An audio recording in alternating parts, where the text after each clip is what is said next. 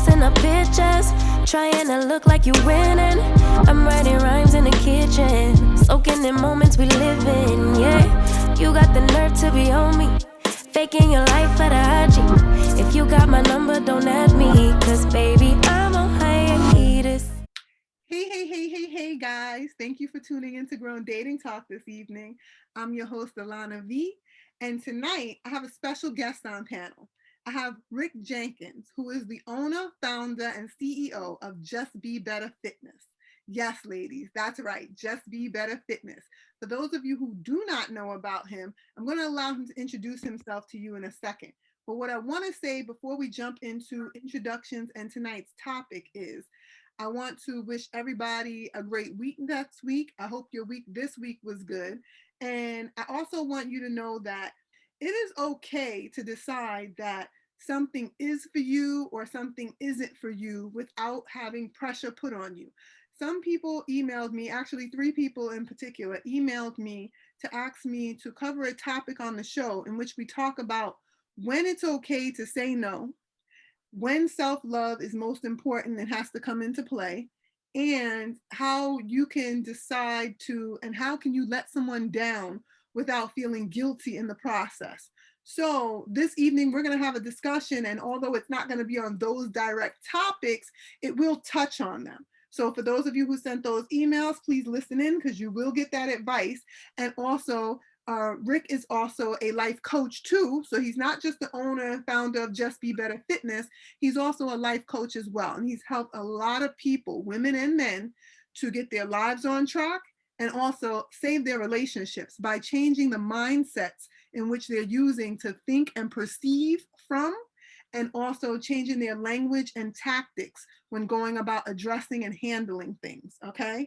So I want to welcome Rick Jenkins, owner and founder of Just Be Better Fitness, to the panel. Thank you. Thanks for having me. I appreciate it. Appreciate the time. We'll make this time meaningful. We the Just Be Better Fitness is a company that I and my partner started last summer. Mm-hmm. And we focus on fitness and wellness, fitness for the body, fitness for the mind, fitness for the social context.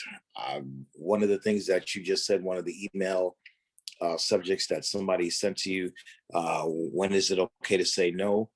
I think one of the greatest instruments of boundary setting is the word no. And so we'll talk about it a little bit. Yes. As we get into the episode, but I have a passion for helping people. I have a passion for helping people be the best version of themselves. I think we, each of us, have not even scratched the surface of our potential, and we can be better. We can just be better every day. We can make this decision. We can choose to be better every day, and if we have the ability to do that, then we have the responsibility to do that. And so it's my pleasure to help people get to that point of that self-efficiency where every day they're waking up and they're choosing to just be better. So thank you for having me. Thank you for being on panel, and thank you for joining me this evening. And one of the things that I want to say that I know about you is that you give awesome advice, and you also give really great insight onto things. Like you are a real hit the nail on the head kind of guy, and you do not make decisions from emotions, and you constantly encourage people to not make decisions out of emotions, to make decisions with logic. And one of the things that I love about Rick especially too is he doesn't just help you just be better on the outside. He also helps you to just be better on the inside too. Okay, so one of the things I want to ask you, Rick, is because I want to talk about your business and stuff first before we jump into the topic tonight. Sure. What made you decide to found Just Be Better, and how did you come up with the name Just Be Better? So last summer during the quarantine, I was furloughed from work. I am the fitness director at a gym franchise, and I was furloughed. And so last April, actually the anniversary is coming up. My father passed away, and I had COVID. I got it from him. and got better. And in the process of grief, I wasn't able to see my partner because, the house was infected, and, we were talking all the time, and she encouraged me to do what I love doing. And thinking about, my dad, and, maybe some things he would have told me, it, I got back to once I got my body up and running again, I got back to gathering a few people and just getting out in the park, buying some gym equipment and just training people. I like helping people. So that became a thing. And, they were like, Rick, you're a certified trainer. So it was basically, getting back to the hustle. I was applying for unemployment, but I wasn't getting unemployment at all. Okay. And so I was certifying every week, but no money was coming in. And, bills got to be paid. Yes. But I was less focused on that and more focused on, let me just get out here and like train. So I live across the street from Pelham Bay Park, which is the biggest park in the Bronx. So I just kind of wheel stuff over in a shopping cart and train in the morning, on the weekends. And so there was some profit. One of my oldest friends, strapped your way on up. Yeah. Absolutely. So this kept going through the spring and then through the summer, and then one summer, and so I was already mulling starting a business because I'm like, what if I don't get back to work? And so I was like, what, I gotta make some moves. So I was sitting with one of my oldest friends. We were training. It was a Saturday morning, and we're going through names. And she works in advertising, and literally, she came up with the name Be Better Fitness, and we Googled it, and somebody took it. Okay. And so he was like, and then we're going back and forth, and then she was like, something is always opportunity to just be better. We looked at each other and was like, boom, just be better. And so we looked it up, nobody had it. And so I was like, what, let me just go ahead and incorporate. I had some success with training, money was coming in. I was able to stack and pay some bills. And so I was like, what, I can't miss this opportunity. And so I, set up the LTD. My partner, she's on the board. That same friend, she's on my board. And after that, it was just boom. In the process of right before my dad passed, I was like, I gotta be marketable. So I had taken the life coaching certification, passed it, and I was like, what, this will be just something else that I can use. And so just kind of putting all of that under one umbrella, moving forward, that's where it's at. I have about 15 personal training clients, and I have about 10 life coaching clients. And everything it's moving in the right direction. It's interesting to build an idea, like something that just comes from you, because especially when you get input from other people, from the one who's building it with you, because you want it, it's the journey, it's not the destination. And this becomes an entity, and it takes life, and it evolves and adapts and evolves and adapts. And I'm curious to see where it's going to end up. I just know that it's going to be successful. I have no doubt about that. Everything you touch turns to gold. I mean that. Everything you touch turns to gold. Shoot. So. I hope. I'm trying. It's there. It's just a hustle. Like when you're starting on anything, you have to put all your energy to it. You have to see it in its entirety, even if nobody else can see it. Yeah. Even if you sound crazy, you have to see it. Like you have to see it just boom, just out there. Like even to the point where I see the storefront, I see the locations, I know the street, I know everything, because right now everything is mostly virtual. But I see right where it's going to happen. I know how much space I need to boogie. I know who's going to run what. I know that I can't run the day-to-day stuff. So I know that I need someone who is effective at running day-to-day operations. I just want to, I know that I can't manage the money, but I got to make sure that everything's going good. I know that I can give input on advertisement and merchandising, but I'm not that guy. And so you have to be able to know who to surround yourself with. Yes. And the people who you surround yourself with are people who can do what you cannot do. And so you want to make sure that they share the same energy, the same vision, the same focus, but you want to be humble enough to know that these people are the experts around you.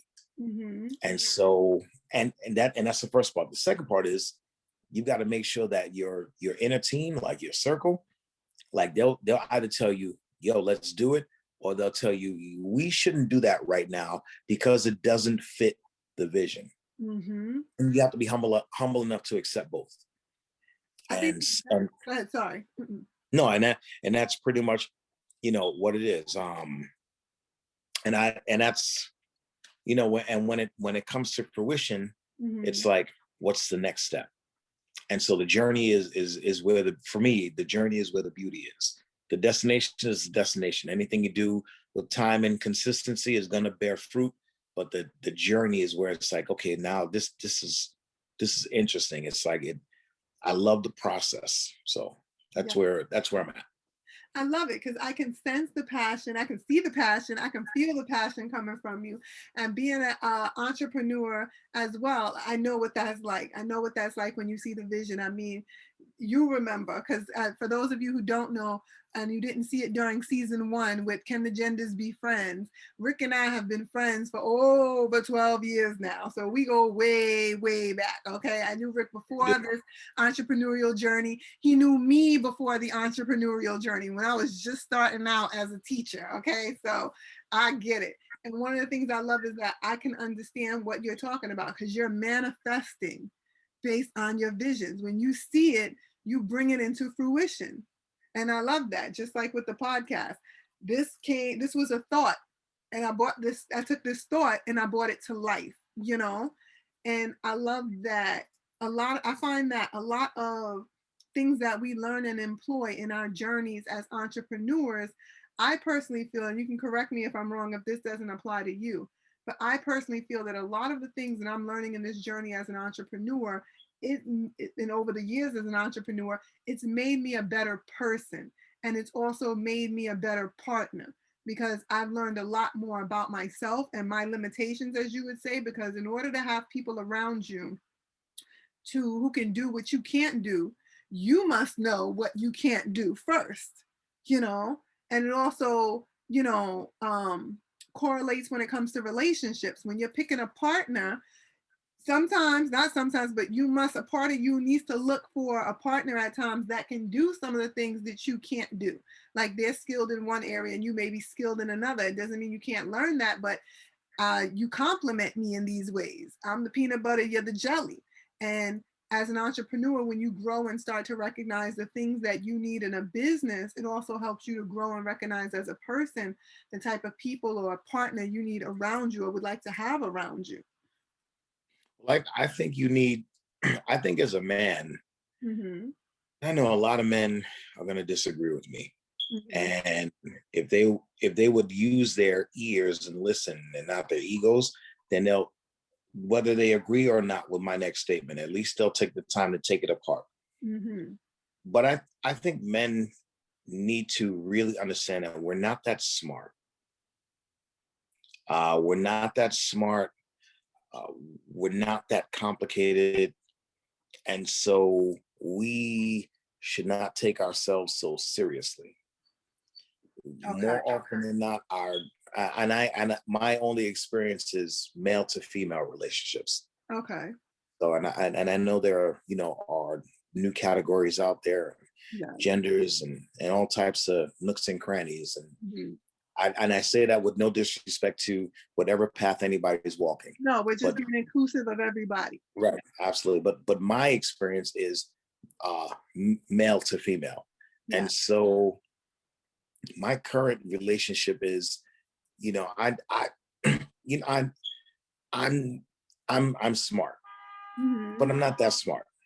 Mm-hmm. And that is to say that more often than not, that I'm constantly examining myself to figure out, well, how can I do a better job of being a better partner? And admittedly, a lot of times it's I gotta just, sit and listen to feedback that's being given to me and Mm-hmm. examine it with some humility.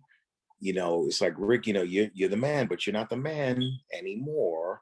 Well, you're still the man, but Still a man, but now you have you're a not the man. woman in your life, so you're not Right. the man by yourself. You're now a team. Right. And it's really that, like, you're in a team, and your teammate's gonna give it to you because your teammate wants you to grow and get better and evolve. And sometimes that means listening to the things that you don't want to listen to. Mm-hmm. And so I say men aren't that smart because, we all we have to do is open our ears and listen. Mm-hmm. Not nagging. It's not trying to put you down. It's when a woman sees your value beyond what you see, she's gonna push you to that value.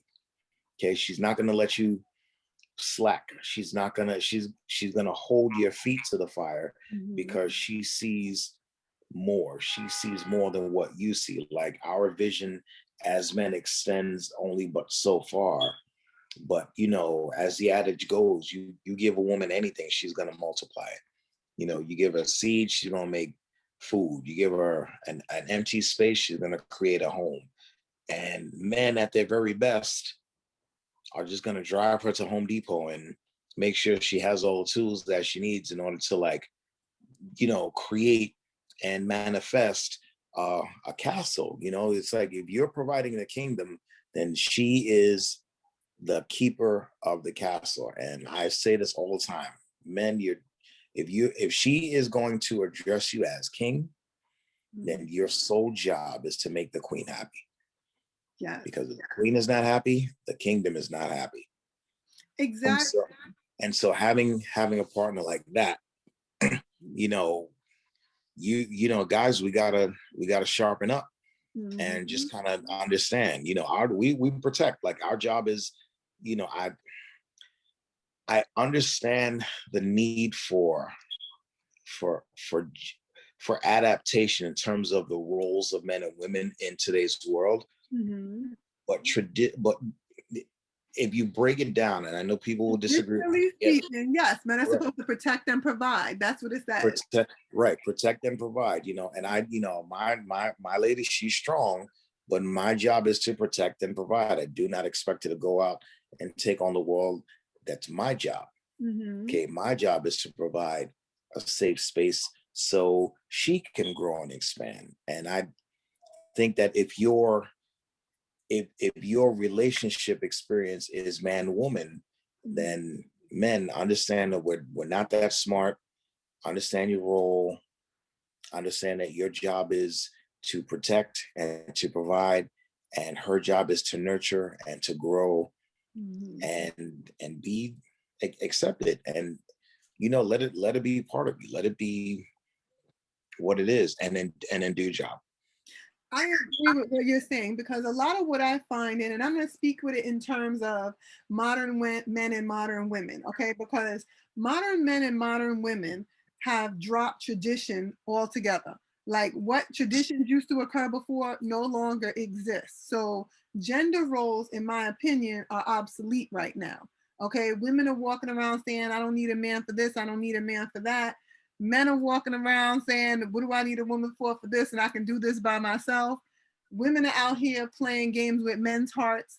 Men are out here playing games with women's hearts. The incomes are skyrocketing for people who are educated and stuff like that. So when a woman can bring home the same amount of money as a man, if not more than a man or whatever, and then she's saying, well, I'm independent, these modern men are interpreting that is, oh, well, she doesn't need a man. And some of these women don't recognize that when they use this term, I'm an independent woman, I understand what a majority of them mean, but the meaning is getting misconstrued because men are taking it to be that, well, she's saying she's an independent woman, so she don't need a man. She thinks she can do it all by herself. And personally, there are a lot of women out there, when they're saying I'm an independent woman, they're not saying that from a lower mentality or a young-minded perspective. Because when young-minded people say, I don't need a man, or I don't need this, you're saying that you can do it all on your own and you don't see the value in the opposite gender. When a mature individual says, I'm independent, what they mean is, I am not a liability. I'm an asset. I am Right. not a bill. I am a partner. I am here to help grow. I'm here to And help I'm an support. investment. I'm an investment, yes. And the problem with the modern man and the modern woman is, the modern woman wants a man to provide for her. Most modern women do not want to sit home and be a housewife. We're not trying to go back to the 1940s. Like, yes, I want this man to provide for me, but providing looks different this day and age. And so men and women, the modern men, let me say modern men and modern women, need to come together and have discussions on what their expectations are when it comes to provision. The modern man needs to think about, well, what does providing look like today? What does providing look like for me? Because maybe in his time when he was growing up, his father showed him that providing was paying all of the bills and a wife staying home, but that doesn't work necessarily today, because if he's not making enough money to do that, that doesn't mean he's not providing because he can't do that. It just means that his ability to provide is going to look a little different than it looked in his home growing up. And then so parameters have to be very specific when it comes to what provision actually looks like, sounds like, and feels like. Yeah. And I get it. You know, I think it is excellent when a woman, by your definition, Mm-hmm. says I'm independent. And so as a man, it's like, by your definition, what can I do to supplement that? Yes. I'm not here to overpower you. I'm here to empower you. Mm-hmm. And so men, when by doing so, by empowering her and not overpowering, she in turn will see and treat you and address you as a king. Yes. Because now you're Mm. conducting yourself as such. You're conducting yourself in a kingly manner when you're not playing games. That's been like the running joke this week with Jazz and myself. We're playing like this game on our phones, and she's like, "Oh, she's getting good. Like, she beat me like 4 games. She's like, "Yeah, I'm playing games out here like you," and I'm like, "I'm not playing games, babe." But I gotta step my game up because she's getting too comfortable with these victories. So I gotta let her know Yes. that I love I'm a Spice beast. there. Right. I But remember I had an ex. We used to joke about, because, and you'll understand this because you're in the fitness industry, when people say cheat days, right? So me and my ex used to joke about when it was his cheat day. And I'd be like, oh, so it's your cheat day. So come on, you could cheat. Let's go cheat. I'm gonna let you cheat today or whatever. We were in the supermarket once. I'll never forget this. And we were bringing up the groceries and things. And we were talking about the cheat day. And he was like, well, no, my cheat day is today. And I was like, no, because you just had a cheat day like 2 days ago. So you don't get a cheat day right now. Like, we got to space this out. This cheat day. I was like, what do you think? You just cheat whenever you want? Like, that's not how things work. I forget how it was going or something. And or I was saying, why don't you put your cheat day on this day? Because I want to go out and I want to do this on that day. So you can cheat on that day and it's better. And the woman that was the cashier was looking at us like in her head. She was like, what in the holy fuck is going on here? Right. So she's looking, and I don't remember, but I think she kind of said something like cheat day. And so we both laughed because we knew the inside joke. But to this outsider who, Right. didn't know what the hell we talking about, clearly she wasn't into fitness, because if she was, she would have understood. But she was looking at me like, you have the nerve to be giving Right. him a free pass. Right. You're giving them a hall pass to go out and cheat. And so misinterpretation is one of the cornerstones of today's toxicity. Yes. So at my day job, my team at work, they're all under 24. My assistant director is 23, and my two sales counselors are both 20, 22, a young man, and 19, a young lady. They're And adult babies. No they offense. they Even they that they no, uterus they are still, they're that fresh out. wild. Yes, they're fresh out. Yeah. So the young man, he'll ask me questions all the time, mostly about work. But Okay. then he'll ask me about. He's like, so Rick, how were you at my age? A And I, killer and I, dog. and I I was a tell him, killer. I said, yo, I was a savage. I was And he's like, well, fighting. and because he's a handsome, this young man, he's a handsome young man, Oh. but he's 22, so he's still a little bit awkward, right? And Mhm. so he's like, how are you with the ladies? And I was like, yo, I would just go to him and talk to him. Cause he, like, there's a few young ladies that are eyeballing him. And so I'm like, yo, just go up to her and talk to her. He goes, yeah, I'm gonna go and get her Instagram. And I said, as it bears on this episode, I'm like, this is the beginning of toxicity. And he's like, what you mean? And so I'm like, if you get her social media, now you're scrolling through and now you're seeing things that you don't like, but in your head you've already decided that you guys are together. And so when you start to see things that you don't like, then you start to question her, like, yo, what's this? Mhm. And you don't have any claim to that. That's her social media. And so I'm like, that's mistake number one. Number two, go up to her and get her number. Thank How, you. or how you doing? Can I talk to you a little bit? Talk to where everybody's in gym clothes. So I'm like, stay focused, talk to her from the neck up, strike a conversation, learn a few things about her. Hey, can I get your number?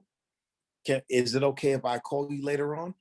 And he's like, is that how you did it? I'm like, that's exactly how we did it, because we didn't have all this social media or whatever. So we had to jump in and take a chance.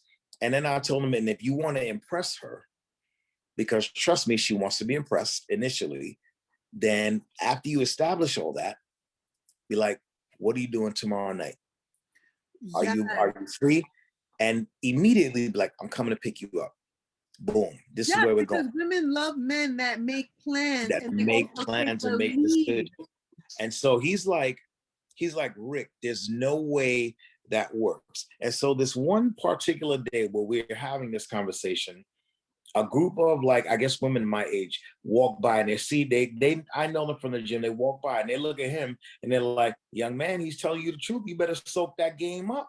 Thank And you. he's blushing, whatever, because he's young. And I'm like, yo, you see, like, all the OGs letting you know, like, my game was airtight when I was your age. You better do what I'm telling you to do, and you're gonna be all right. And so, I mean, for me, I've taken a particular liking to this young man, because he has a lot of, like, I look, I know I'm gonna get the eye rolls in a second over here, but he has a lot of Rick in him. Oh, okay. Like, yeah, That's a good thing. listen, That is a good thing. this is a very handsome young man. Went to graduated from college, played football, is in great shape, very well kept. And it's just like, yo, some of these things are gonna be easy for you.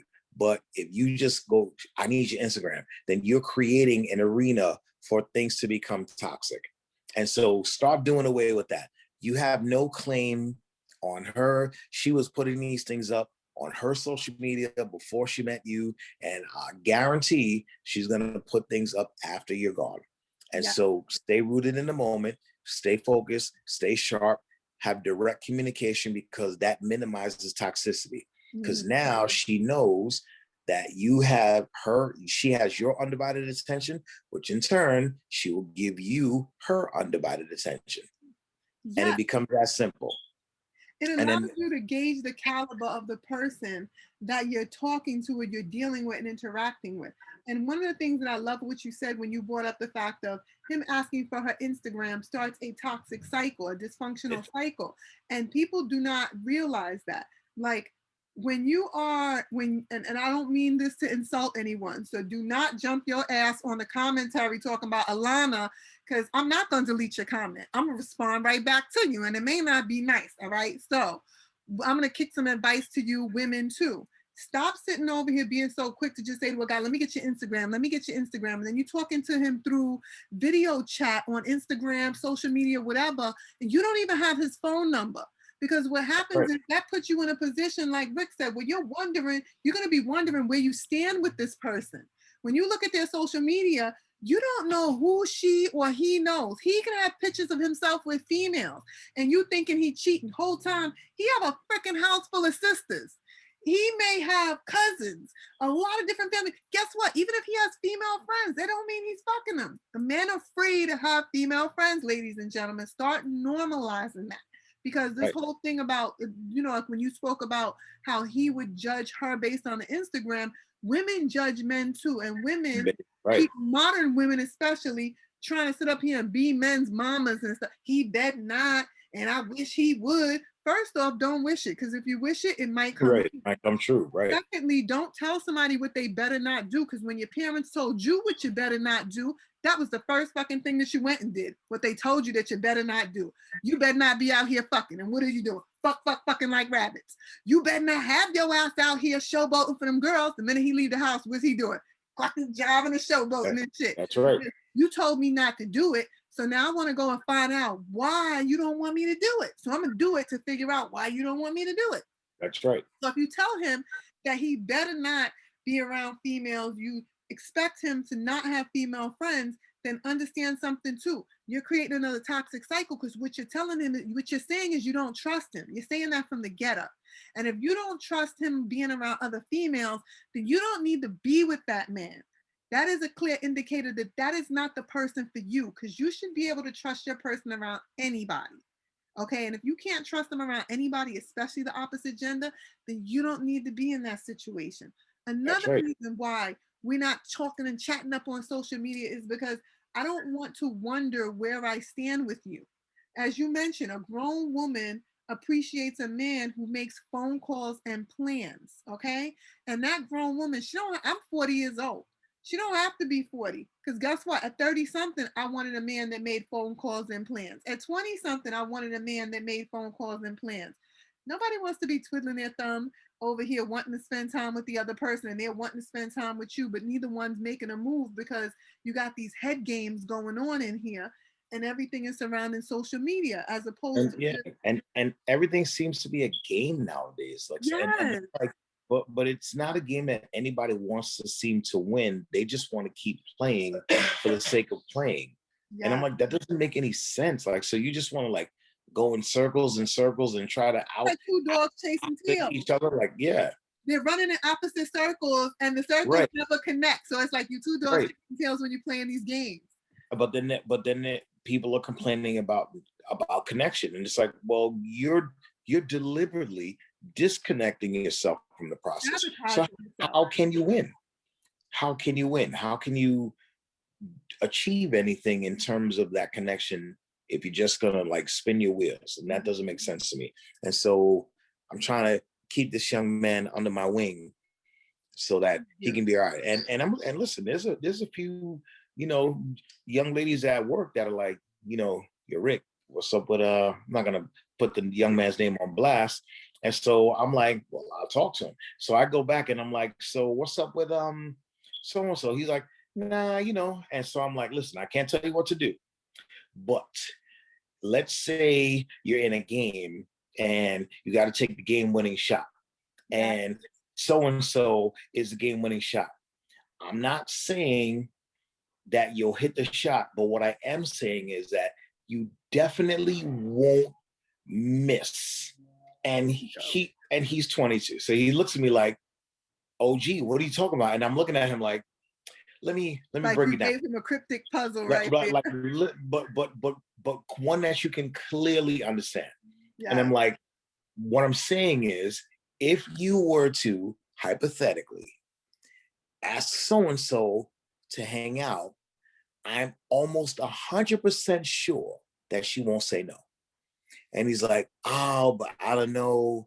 Let me check her Instagram. I'm like, boy, self-sabotage. If you don't stop playing with me, I'm like, forget about that. She's right there. There you go. Go talk to her. Go get her number. Go. But you know what? He's gonna be out because he's soaking the game up, and he's a handsome young man.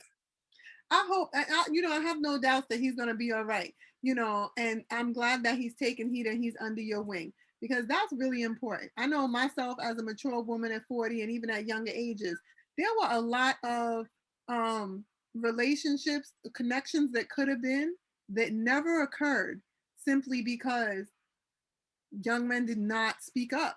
Grown men did not speak up. And it's like when that occurred, it made me feel as a woman like, well, maybe this person is not interested.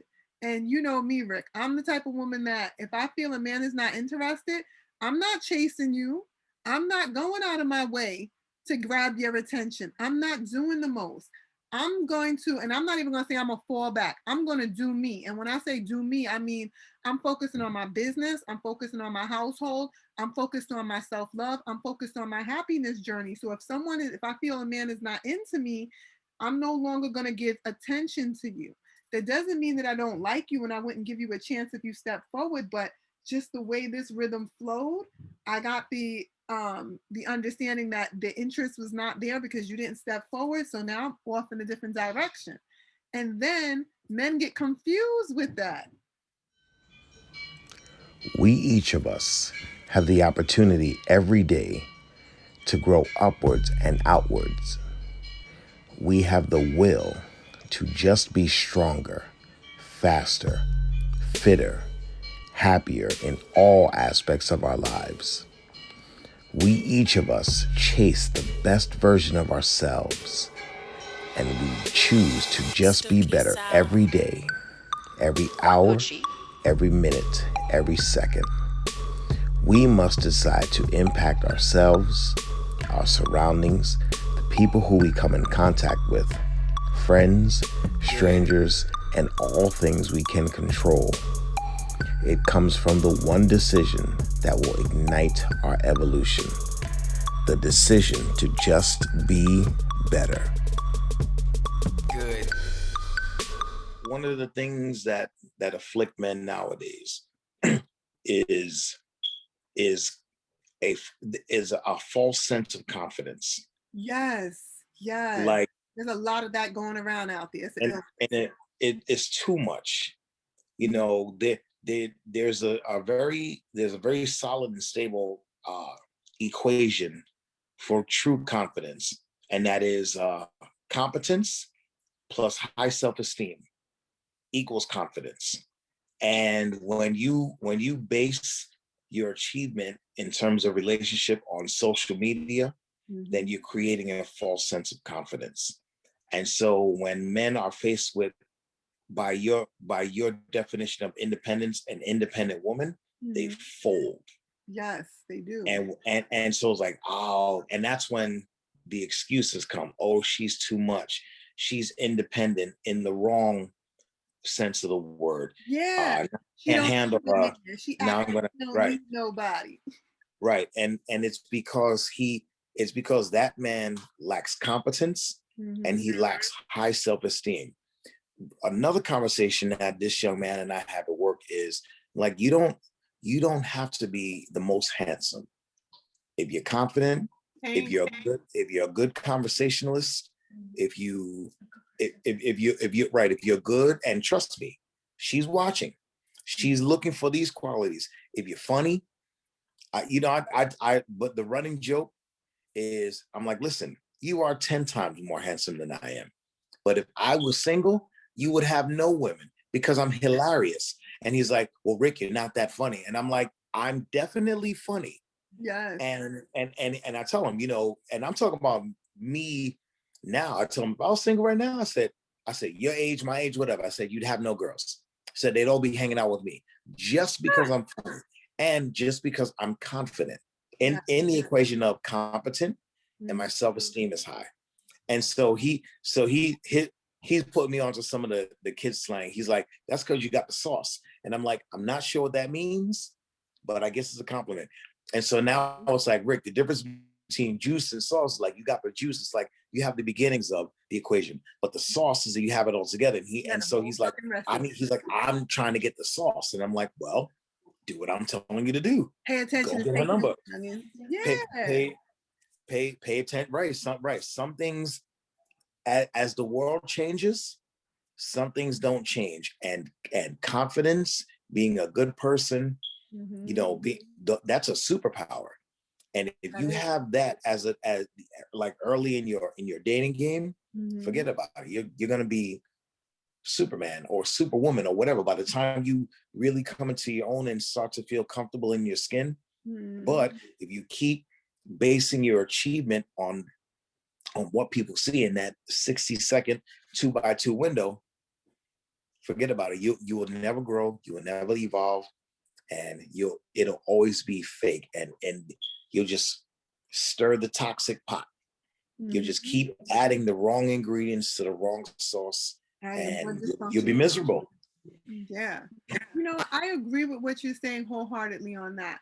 And in addition to that, too, I think that, you know, a lot of times modern men get intimidated and they don't recognize how they come across to women because, in all honesty, when a woman, and I'm speaking for all women right now, I don't give a damn.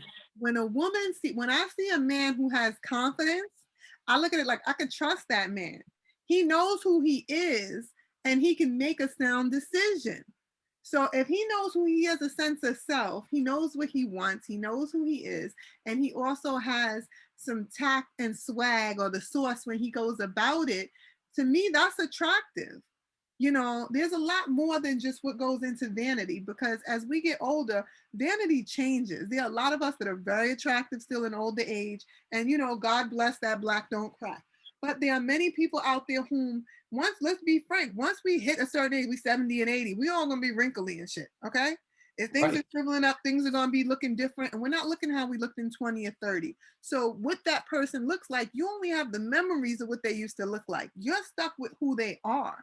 And that's right. People need to be focusing on who they are as a person and making sure that they're being the best person they can be and scouting out the best person in a partner as well too. Not focusing so much on social media and what's going on that, but figuring out who that person is, because you said something that was really important. You gave that Willy Wonka golden ticket. You said, don't worry about who she is on her page. You fell in like with the one with who she was in front of you. Right. So that's where your focus needs to be. And modern men and modern women need to remove this expectation and the judgments and the biases and these perceptions and actually look at who is this person in front of you. And I think what that is that deals with potential. Okay. People are out here dating and discrediting based on potential. Erase potential and look at the reality of things. Forget about dating. Once I've scouted that you're a good person and you're worthwhile and you're a good investment, I can see your potential going past that because we're going to skyrocket and be a power couple together in whatever way. But when I'm meeting you and I'm talking to you, I have no business bringing your potential into the ropes because your potential is not who you are. That's and your potential doesn't define who you will be, because just because I see who you could be doesn't mean you're going to become that. Right. And your potential can also change based on your present interaction. Yes. So take it for face value, period. And besides, with all these filters and everything, I'm like, look, y'all better put up a real picture just in case somebody kidnap your ass, because you're gonna have us looking for Tyra Banks. Don't look like that. Right, exactly. You like no blemishes or whatever. You might walk past somebody, help, they kidnap me. We're not gonna know who to look for. You know, you got flowers in the joint, and they face clear like take the makeup off, and they got pimples, and they don't even look like how they look with that makeup on. Just by the way, folks, this is natural beauty. Ain't no makeup, nothing on here. So that's right. You know, it's what it is. But that's all part of the toxic culture, is that everything is based on a false sense of self as opposed to dealing with the person in front of you. Yes. Okay. And letting that potential develop as you both develop together. Yes. And also expectations. Expectations destroy things. And this is where I'm really going to get into the crux of tonight's topic, because we're already touching on it. But when it comes to expectations, I think that the modern men and modern women need to stop paying attention to people whom are encouraging them to embrace unrealistic expectations. Okay. And when I say that, I mean this: the expectation that I'm gonna get your social media, and a relationship's gonna develop off of me seeing what your pictures are like and what you're doing on there, and that's gonna make me think that you're wifey material or not. Because people's social media represent their representative a lot of times. You need to That's get right. to know the person, because they can be really happy on social media and they can be a crab ass and a real toxic person behind the scenes. They can be really active on social media and they're really boring in real life. So, or they can be really adventurous and fun and well and like a good spirit, a good natured and a wonderful person, and their social media be boring as hell, which is fine, you know. But this, and then when you have these expectations in that a woman should act like this, a woman should conduct herself like that, or a man should be like this, a man should conduct himself like that, or because the relationship didn't start out like this, or us meeting and talking didn't go like that. Like, first off, we need to unpack that, because that's a lot of expectations being thrown in there. You Right. know, there are certain things that you can generalize on how a partner should or shouldn't be, but then there are a lot of areas that you cannot generalize that, because those generalizations are the beginning of a toxic melting pot. That's right. And you're setting your partner and yourself up for failure. And when something doesn't work out, it's always the other person's fault. People never look at what part they play in things not Right. working out. What was my part in this dance? And then how can I take ownership of it? And then how can I get better at making sure it doesn't happen again? Yes. And now I'm going to take this segment to throw in something, then we're going to get back on topic, because this is a big thing that's going on right now, in that women are being told to just accept that men cheat because it's just what men do. And if a man decides not to cheat, then that's a great thing and that's a positive thing. And those women should be very happy. However, they need to just accept and expect that men cheat. So at some point during the relationship, that's going to occur. And this relationship, this dating image consultant stated, Kevin Samuels, I'm gonna throw it out there, I don't give a damn, because y'all already know. If you saw last week's episode, then you saw I went in on him and the toxicity of his mindset that women should just accept that men cheat. Don't believe that bullshit. No. And he went even further, because a woman said to him, and I quote, she was like, well, how is it that I should accept that my high value man cheats, but if I cheat on him, that's not going to be acceptable? And Kevin Samuels, this man, turned around and said, well, let me say this to you. So you can hit your high value man and nothing happens to you. You can hit him and he can't hit you back. So if you want to be able to cheat on a man and him accept it, then you're basically saying that he should be able to haul off and knock the furniture out your mouth. And to me, that was so disgusting, because, and it's disgusting and it's toxic, because there are women in there still calling into this man, asking questions about this. Well, my man's doing this, but what about this? And so how am I supposed to accept this and get around this? And to me, excuse my French, I'm like, that's utter bullshit. The reason I say that is because you guys can't walk around the street holding your dick. People will go, what the fuck is wrong with you? Get your hands out your pants. That's disgusting. Your Jazz would walk away from you. She'd be like, are you all right? Checking your temperature and walk, you He know. would probably stab me. Not But physically, yeah, but I know what you mean. Yeah, like, literally. But so yeah, and then so you don't so walk you around with the pants down past your butt, because men know that's not acceptable and you shouldn't do that. Even though some of them choose to do that, you should not do that, because it's not cool. It doesn't look right. So to say that women should just accept that men cheat, or if you want to not have a man who cheats, or you want to be able to cheat on a man, then there should be fairness in hitting. Women need to keep their fucking hands to themselves. You are not entitled to hit a man even when you're upset at him. There's no excuse for putting your hands on a man, just as there's no excuse for a man to put his hands on a woman. And women should not have to accept that men cheat.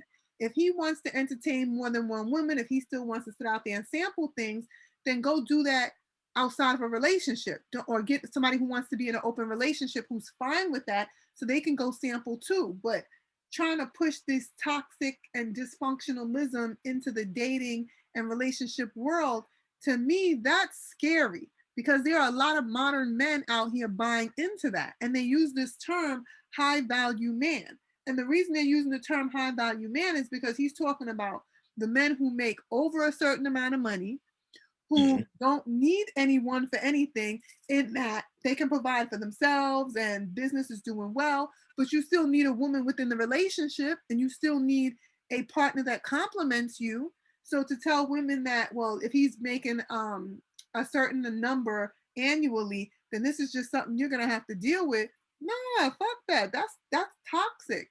And that's not okay. So, You're setting up the modern woman and man for failure.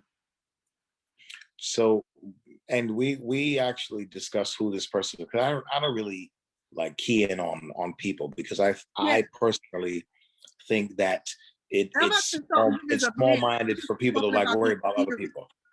Right. So I'm gonna make a few statements, and there's no need to comment on them, but I'm gonna make them just because of the level of ridiculousness, if that's even a word, Yeah. how they're gonna sound. Mhm. So, statement number one: women need to accept the fact that men cheat. Black people need to accept the fact that America is racist. Women need to accept the fact that they will be objectified. Black men need to accept the fact that they're just simply going to be targeted and shot in the street in America. Mm. It's all the same. Are you that? And so all of those statements are unacceptable. And it's all I'm going to say about that. And if this gentleman is, if he listens to or watches this episode, or if you guys want to, argue, debate, go ahead and in Shannon's comments, leave me at your information, and I will discuss till we're blue in the face. Yeah. Let's get it. All of those statements are ridiculous.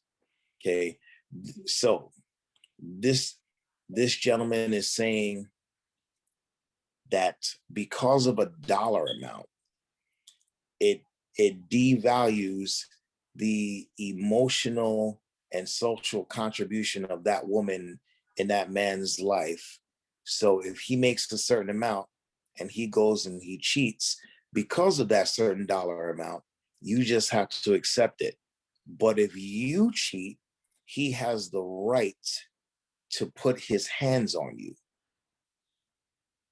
So I'm No, very he's old not school. saying that if you cheat, if the woman cheats, he has the right to put his hands on you. He's saying that because women need to accept that men cheat, just like men have to accept that a woman can hit him, but he can't hit her back.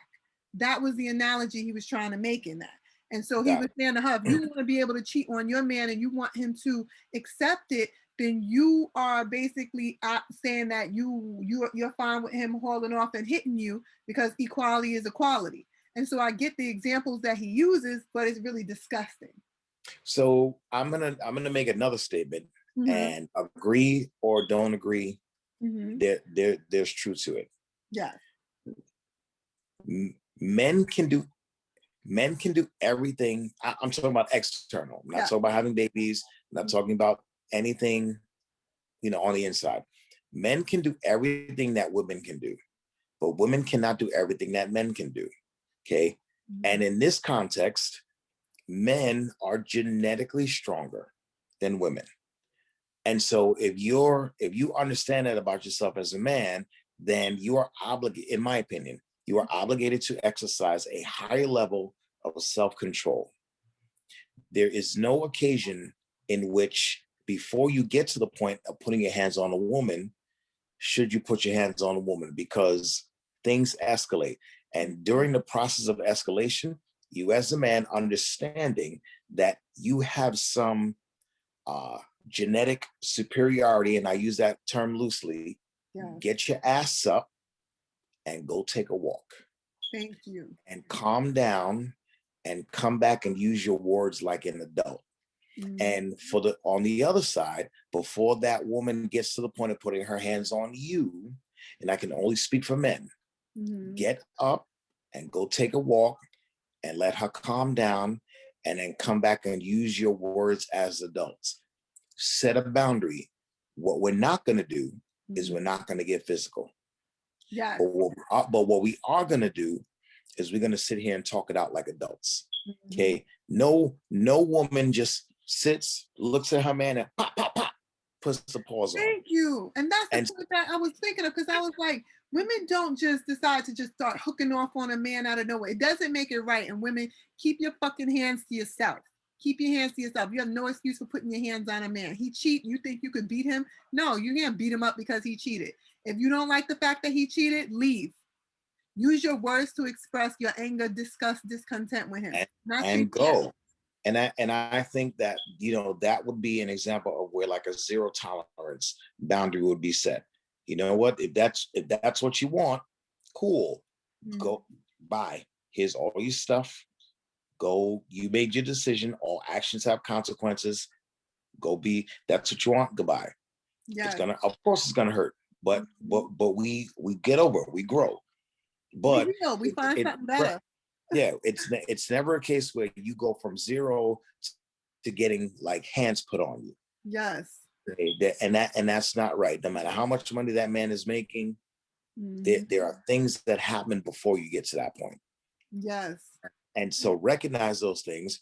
But for me, the man, when you start to recognize that the antecedents are happening, get up, say, you know what? This looks like it's going one direction. So before it gets to that point, I'm gonna go ahead and take a walk. I'm gonna let you cool off.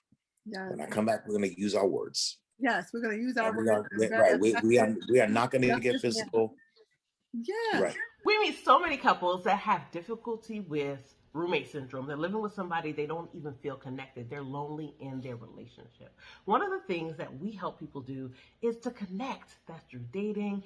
That's through making in time for intimacy, all of that good stuff, so that you can feel the love in your relationship.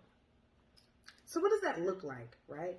That looks like actually putting it on the schedule, actually prioritizing it like you would prioritize a doctor's appointment for your kid, for yourself, that you would prioritize a meeting.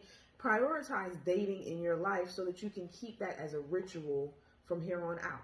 We know that rituals make people disconnect from the rest of the world, come together, focus on just each other, and helps to build an emotional bank account for what's going on in their relationship. So we have an event coming up that you do not want to miss. Join us at the Black Marriage Week, and you will get these tips and more. Yes. So if you want to make sure that you and your significant other can stand across the room with each other and still feel connected, join us at Black Marriage Week. Get your ticket now. Can't wait to see you there. Because I feel like when it comes to the point that you feel like you need to step out of your relationship, and it's woman or man, when it gets to the point that you feel you need to step out of your relationship, stop sitting over there blaming your partner and start thinking about what's going on inside of you. Right, because you made the decision. Right, you made the decision to do that. All actions have consequences, and all actions start from you deciding to perform that action. Okay, nobody put a gun to your head. Nobody said, yo, you're gonna cheat. No, you decided to do that. And men, you have self-control. Thank you. Keyword, self-control. Yes. You have the ability to either not put yourself in a situation or to walk away from the situation. And if you say, oh, I couldn't help it. No, you could have helped it. Thank you. You could have helped it. You could have got up and gone home. Thank you. You could have found one of your friends who's gonna talk sense into you, not who's gonna talk you into it. Not who's gonna be like, yo, do your thing and I'm gonna cover for you. No. I some years ago I had a friend, and he and his wife, his wife at the time, they were going through some stuff. And I was single at the time, but these are like good friends of mine. Yeah. And I lived alone, and I found out that they broke up, and everybody was like, oh, that's terrible. And I was like, during that whole time, and he cheated. Yeah. I was like, good. And so he had two choices. He could have came and sat with me in my crib, and he would have talked it out, and I would have listened to him. But at the end, I would have said, yo, you got to get your shit together, and you got to go home, and you got to work this shit out with your wife. Yeah. But instead, he went with another single friend of ours, and that single friend took him to strip clubs and all of that. And so he exacerbated all the behavior, right? So he helped him throughout the cheating process.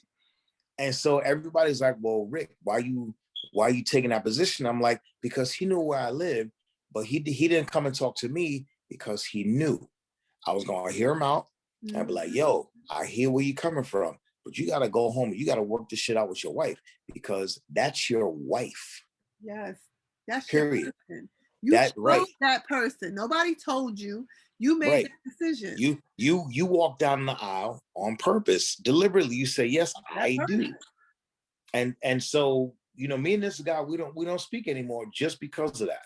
And I'm like, yo, you made your decision. Exactly. You chose who you wanted to keep around you, and that was your decision. So my point is, you get to decide. You get to decide your actions. You also get to decide who supports your actions, one way or the other. And men, we're not that smart, but be smart. Make a good decision. There's a lot of dudes I don't let hang around me because I can't mess with you. Okay, because come on, I don't got time for that. I don't have the time or the energy or the intention span to cheat. And it's gonna sound a little corny, but I'm still fresh in love. Like, it's just like, that's beautiful. People, no, I mean, as a matter of fact, you know what? You're not right. If any dudes comment on this, say that's corny, you just mad because you don't have love. Like, you know, it's like, come on, D. Like, we don't have time for that. Like, these you know, the joke is, this really happened, but Jazz laughs at this, but this really happened. Like, when I met her, I had just started training, and I was single. I was out here, boy. And as soon as I knew she was the one, literally, and I apologize to anybody who's offended by the use of the word hoe, but I called all my hoes, and I was like, hoes, your services are no longer required. Click. Go. And it was like, well, but bye. Thank you. Bye. That's the truth.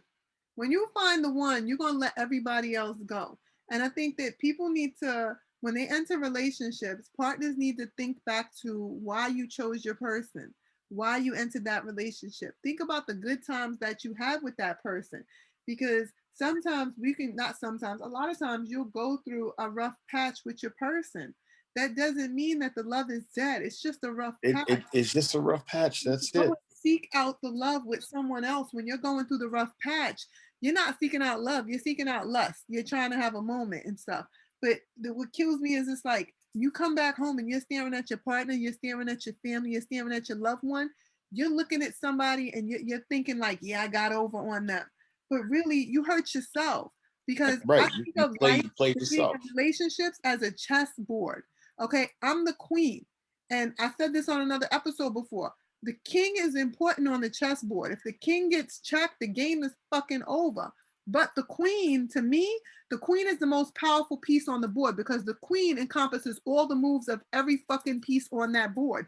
It takes all those other pieces to equal to the queen. The queen can move in every damn direction. She's not limited, unless she's blocked by another piece that's of her own army.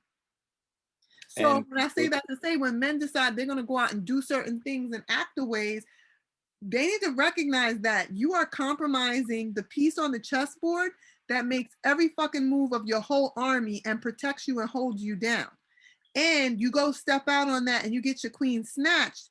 You don't have any fucking strategies, buddy. You just put your ass out there. So now you might end up with somebody who allows you to get captured and allows your game to be over. Right. And I think if I can add to your analogy, the queen can make moves that the king cannot. Thank you. So, and yes, most people don't know how to strategize past their queen, and justifiably so, because once she gets snatched, what do you have?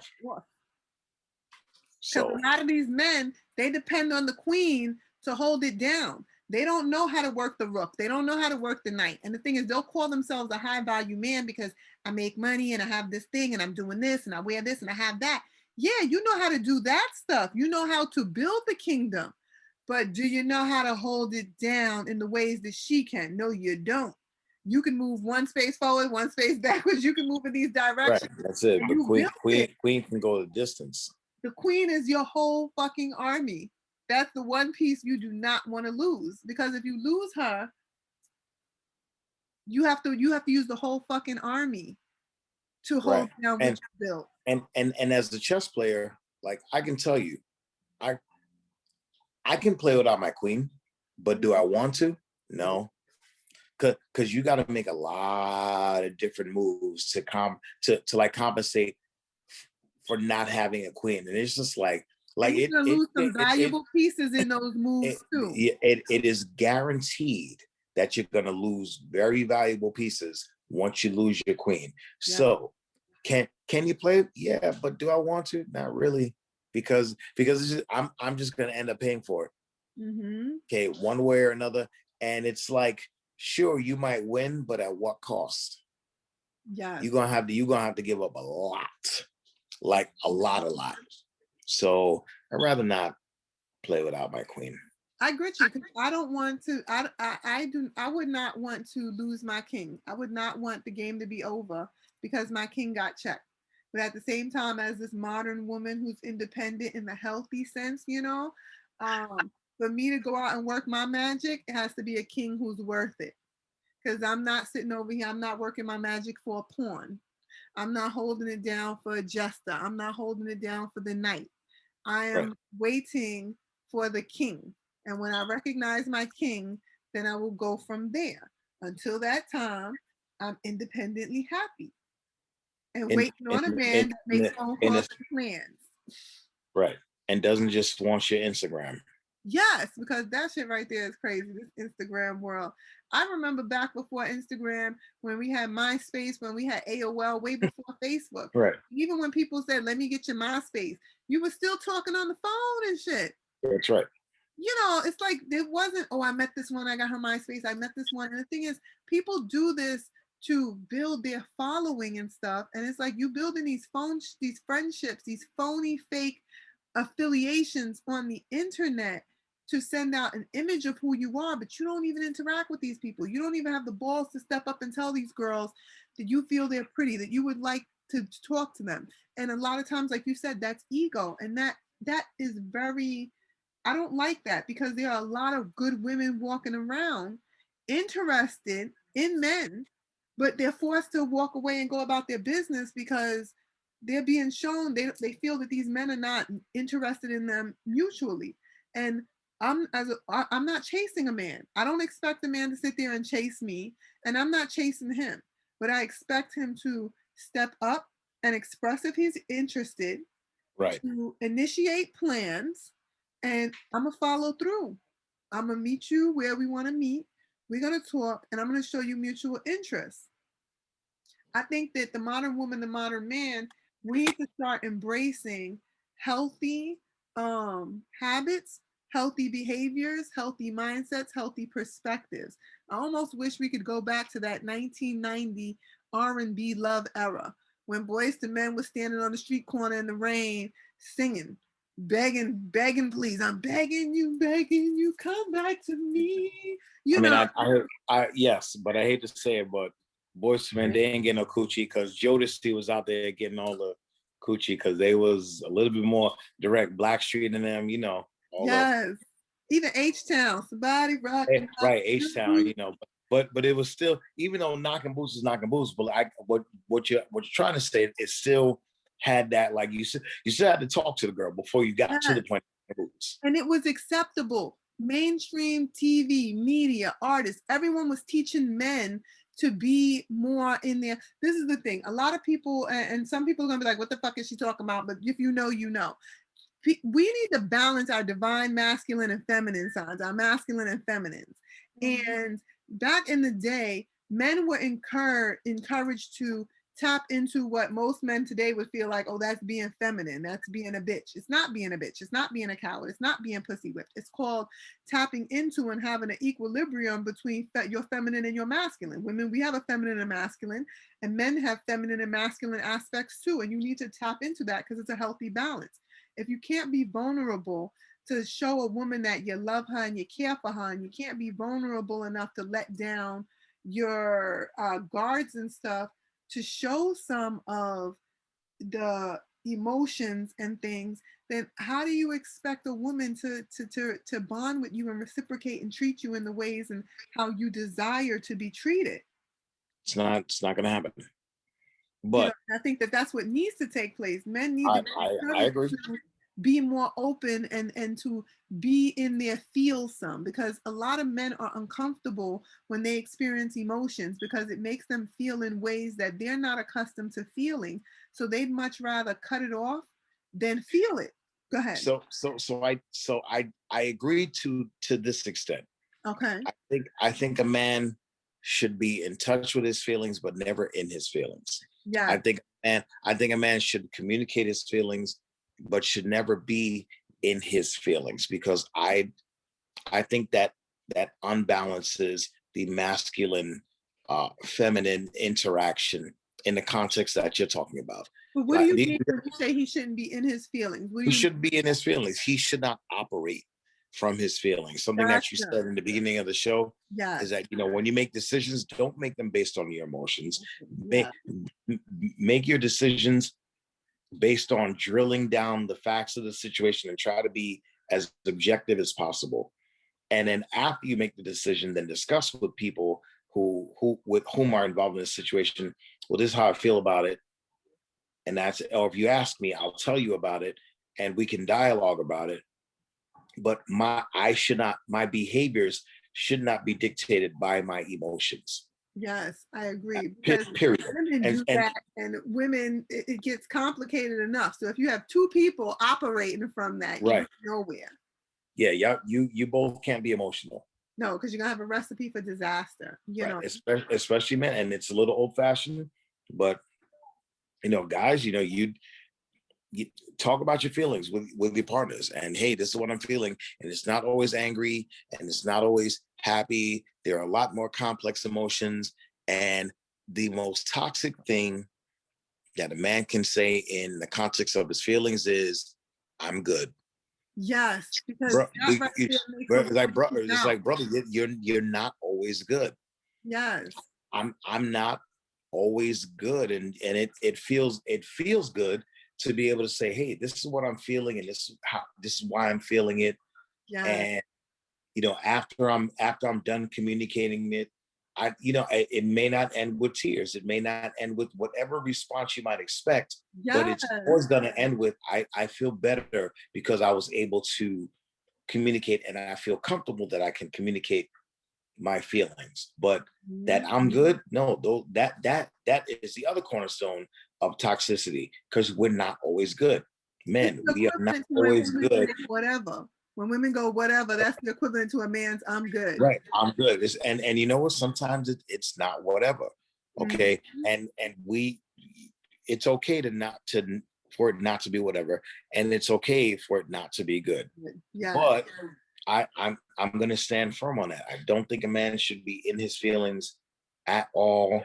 The only times that I think a man should be in his feelings are the birth of his children, the death of his parents, on his wedding day, when he sees that woman walking down the aisle. If he doesn't shed a tear, he don't love her, and that's just my opinion. And if he gets shot, like, but not like with a 22, like with a Desert Eagle. Then and if he wins the championship for the first time in any sport, then yeah, go ahead and absolutely. Got an extra category in there. He needs to be in his feelings, down in intimacy, because you can't be fucking with no emotions in there. So be in your feelings. That's it. Yeah, because sometimes you gotta bang you like you wearing Timbs and shit, like. Right. Sometimes you just gotta be like, damn, this shit's crazy, like, and it's okay, like, and just allow yourself to enjoy those moments. But when it comes to your feelings, when you're sending her flowers and you're doing something special for her, like, be in your feelings, which will allow you to plan something special for her. Not just because it's like, okay, this is what I should do, but because this is genuinely what you feel to do, and flow with how you feel, because it's going to make the connection so much better.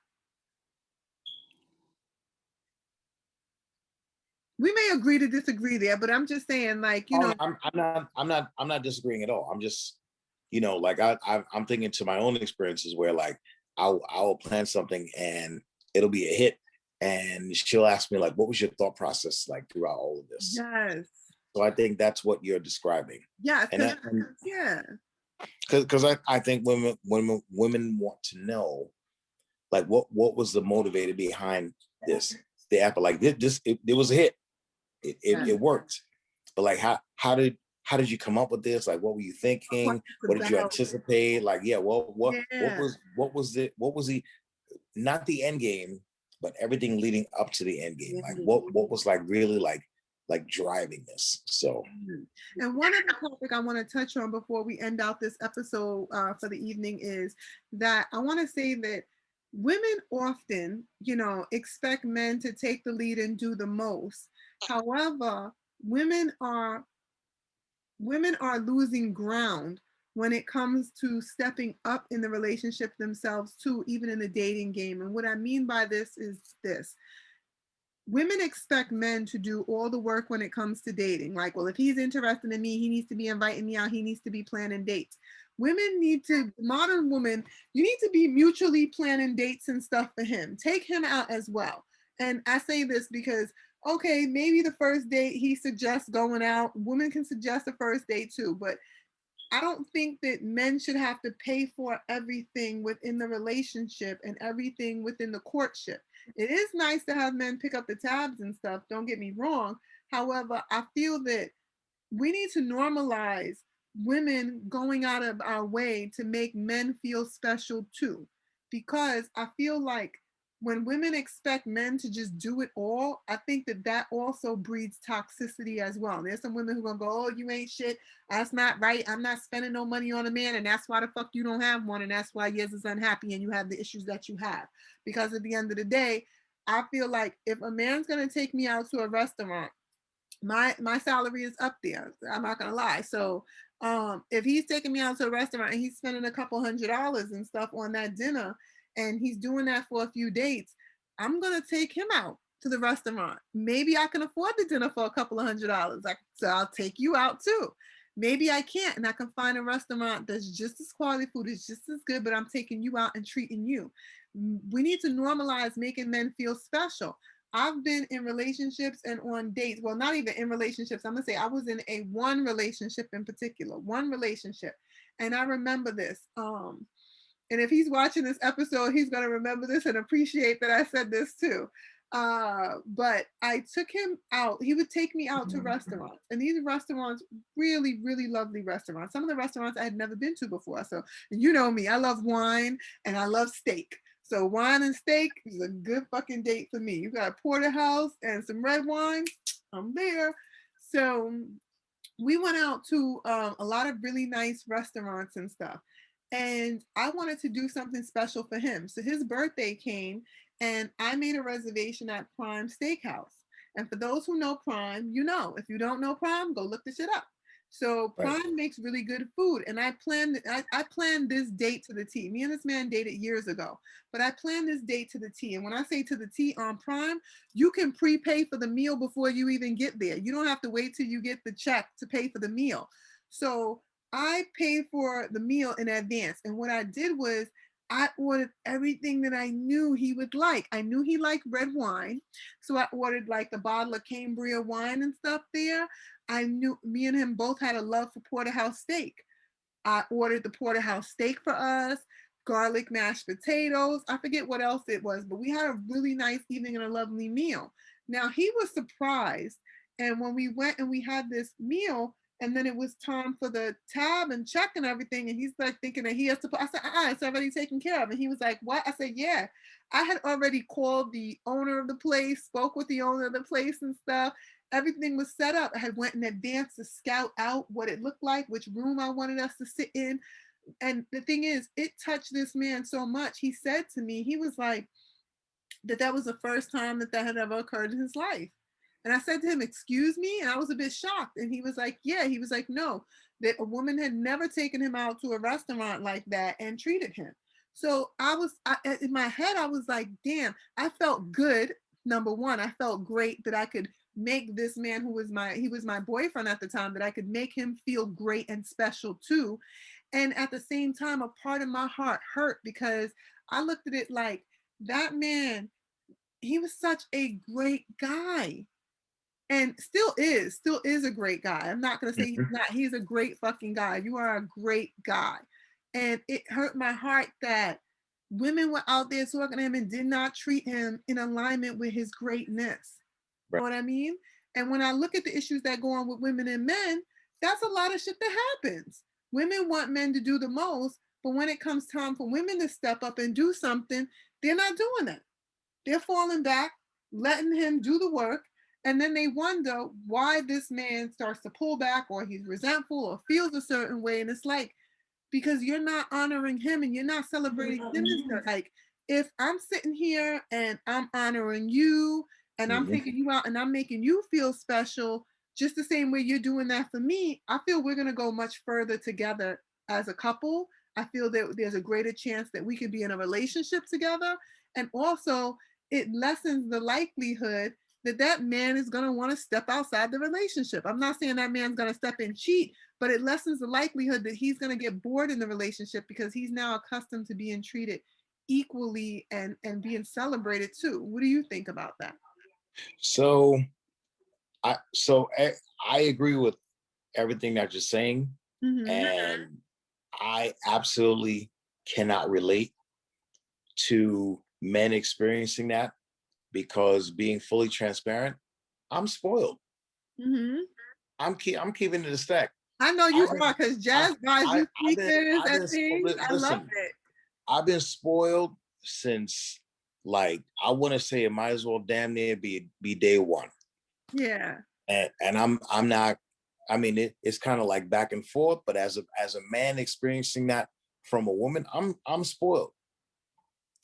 Anybody who asks me, I'll tell them yes, I'm spoiled. I am very grateful and happy that I get showered with gifts. I get told all the time that she's proud of me and that she's very happy to, like, I'm spoiled. I I'm very love spoiled. that. You guys are happy. I get I taken see you out making to di- smoothies for her, food things for her. You making sure Jazz is fed, working that's but out that and together. That's love. that's only my part. Like, people only see that part, and she deserves it. But nobody will ever tell me, "Nah, there ain't no women out there." I said, "Yeah, cool. Well, I'm sorry you're experiencing that, but I don't have that experience."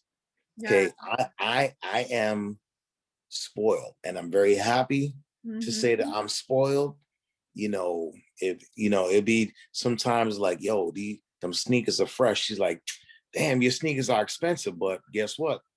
Their sneakers be on their way. Yes. Is If they that would simple? just act the hell right. And so it's like, I'm spoiled. I keep it a trillion. I am Mhm. definitely spoiled. I don't care what if somebody says, "Oh, I'm soft," I don't care. Then I'm soft, but I'm spoiled. Thank you. So oh, so my, our first year, my first birthday. She was like, she planned an entire weekend, but Nice. the Saturday, she's like, "All right," she's like, "You dress this way, we're going." She wouldn't tell me where we're going, but we got there, I love it. and she took me to Walt Frazier's restaurant down near the garden. Yes. Oh my God. Yes. So Go we're ahead, there. Jazz. You go, girl. So I'm a Laker fan, so it was like, "Oh, how's this gonna go over?" But the restaurant is dope, but the real thought process was, he has like a basketball court Mm-hmm. at the Yeah. restaurant, and she knows how much I love basketball, and you can actually play on the court. Yes, you So can. while we're waiting for dinner, go back, I see the court, and I'm like a kid in a candy shop. Boom. And so now I'm back there playing. I actually played against some little kids, some grown men. We back there playing, and I'm having the time of my The life. life.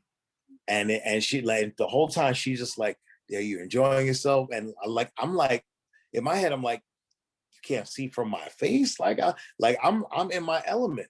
go back to the table. The food is good. The steak was great. The drinks are good. We go right back to the basketball court. And that was a Saturday. That Sunday, she knows that I'm a puzzle guy. Okay, I like thinking things through. So we went to and escaped the room, and we're there, and I was just like just in my element, having so much fun. And this is year one, and I was like, how did I get so lucky? Yes. I was like, I don't know what I did, but apparently it was good enough to meet somebody like this. And it's just been every time after that, I'm spoiled. I cannot relate to any man who says no, women don't treat that man like a king. I cannot relate. I'm treated like a king.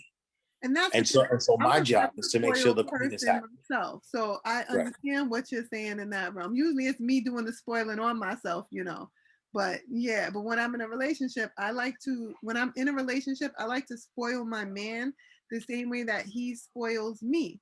I will go the extra route for my man, but I want my man, my king, to also go the extra route for me, I mean, I right now, I'm so focused on like some big goals, and they're gonna happen. Like I have to put her in a house, period. Mm-hmm. And so once you decide that, nothing is acceptable other than that outcome. Because last year we was, and you know what, we was taking bus and train, like, it was all good. But then at some point I was like, nah, she needs a car. And so I bought us a truck. Mm-hmm. And so now the next logical step is I need to buy her a house. Exactly. And I know she's gonna turn that house into a home. Just give me a little bit of space somewhere for my gaming and my little office or whatever, and everything else is what it is. But I even after that, it's like, yo, you good? Yep, I'm good. I'm spoiled. I cannot relate to not being spoiled, because from day one all the way to now, like it's just, period. So I can't relate to not having that experience, because I that's my experience. Yeah. And I can say with no ego that it's because, to the best of my ability, I have been as good of a partner as I can. Mm-hmm. Okay, because you don't get spoiled if you're terrible. No, you don't. Yeah, right. You get the scissors and you get cut kicked off, out. you get cheated Right, on, you get cut off. Right, bye. Crap. You get all the toxicity and dysfunctionalism that you project out when you're not good. Right. Or not saying you're not good, because there's some people who are good, but they're picking the wrong partners and they're getting all that dysfunctionalism and toxicity and stuff like that too. So yes, I feel that I agree with you that what you put out, what you what you get back is what you're gonna get back. Period. And if you're not willing to put yourself out there, then you're not going to achieve your potential, because no one else is going to willingly put themselves out there if you're not putting yourselves out there. And with that said, we're going to bring this episode to a close. Rick, do you have any final advice that you want to give the daters and couples out there and the modern men and women? So I do want to correct one thing you said in the beginning. I do not give advice, but what I do want to put out there is, make sure that if you're going to get into a relationship, that you're in. Don't double dutch in and out. There are four currencies: money, time, knowledge, and network. And I want to focus on time. Don't waste people's time, especially when it comes to these relationships. Don't waste their time. If your intentions are not to be long term, then you know what? Be fair at the beginning and declare your intentions. Okay. That's true. If you both are on the same page and on the same frequency, then you'll figure it out. But if your intentions are to be long term, then change your behaviors and act accordingly. Don't waste that person's time. It's not fair. I'm even going to go as far as to say it's not moral. It is not moral. It is immoral to waste somebody's time, because you can't get that back. If there's one thing, generally speaking, that we learned from this quarantine, is that you cannot get time back. Mm-hmm. So don't waste people's time. And if you're going to commit with your whole heart. Yes. And with the full understanding that there will be some tough days and there will be some good days, and everything is equal on both sides. Stay in the moment. Don't waste time. Add to that too. No, finish what you're saying. Sorry. And appreciate the person that you're with. Don't look to their potential. Deal with the person in front of you. Okay. Don't waste their time. Appreciate time, because once time is gone, you cannot get that back. Mm-hmm. And that's all I got. And what I'm going to say to add to that is keep your asses off Instagram. Stop thinking that because you ask for somebody's Instagram, that means you're making ground and you're communicating and stuff. Open your mouth and actually express interest in people. Have conversations. Put yourself out there and take the first step, because you'll never know what will occur unless you take the first step. And in addition to that, you do not have to accept toxicity, okay? There are partners out there who want to love you and be with you and form relationships with you in very moral ways. And they're going to be willing to put in their work to make things work with you. So do not sit there and think that you have to accept a partner cheating on you, that you have to accept that a partner will put their hands on you, or you have to accept toxicity, dysfunctionalism, and immature habits, mindsets, and behaviors from others, because you don't. And the more you walk away and turn against what's not meant for you and what's not going to work for you, then that puts you in a better position to embrace the things that are healthy, for you to invite in healthy partners, for you to have mutually fulfilling relationships and connections with others, even if it's friendships and stuff like that. But do not buy into toxic mindsets simply because you want to have someone with you. At the end of the day, we all want to be loved. I, Alana V, value my singleness. And when I say I value my singleness, it doesn't mean that I don't want a man. It doesn't mean that I don't care about a man. What it means is I enjoy my freedom. I have self-love for myself, and I am very choosy in that I want to make sure that what I'm attracting is what I want. What I'm attracting is what works for me, and that I pick the right partner that complements me, not one that's going to pull me into toxicity, not one that's going to have me looking like a jackass behind the scenes and stuff, and not one that's going to not value and not appreciate me. So please understand that you have power within the decisions that you make. You are in full control of the moves that you make and the mindsets that you have and the perspectives that you approach things in. And just make sure that you are operating in your most highest self, so that this way you can have the most fulfilling and rewarding experiences. And if someone's not operating in their highest self, then make the mature decision to turn around and walk the other way, so that you can attract that which you desire and that which you deserve. Okay. So with that said, modern men understand that when these modern women are telling you they're independent, they're not saying that they don't need you. What they're saying is, I'm an investment. I am an asset. I am not a bill. I am not a liability. I am here to enhance you, and I want you to enhance us. So please take that from that mindset and stop listening to Kevin Samuel's ass and some of his toxic mindsets, because that shit's not cool, and it's not going to help you get to where you would like to be. What it's going to do is breed more toxicity. Go the other way. Okay. So with that said, I hope you guys have a lovely evening. Leave your comments below the video. Go connect with us on Instagram, and we'll see you next week, Friday, for all things grown and mature. Hey, guys. Be sure to go and check out our online merch store. That's right. We have a candy drip shop, and we have exclusive and envious pieces for both the ladies and the gents. Fellas, go cop those Big Dick Daddy boxes, the Big Dick Daddy hoodies, and the briefs. And for ladies, we have the mixing paint swimsuits for you guys. We have the game over leggings. We have the purple nurples. And we even have the cherry drip shirts and tanks. So go check it out. www.growndatingtalk.com. For the record. For the record. Been a little too nice to y'all. Now I gotta up price for y'all. Snake eyes on dice for y'all. Shoulders on ice for y'all. Frozen. A6 all the hate.